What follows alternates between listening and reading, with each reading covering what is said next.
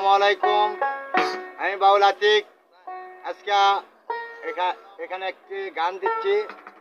কুলিপাড়া গ্রাম বা বাচ্চু কাজীর পুকুর পাড়ে আমরা কিছু গান দিচ্ছি। চ্যানেলের নাম হচ্ছে বাউল নুরু অফিসিয়াল। সবাইকে ধন্যবাদ।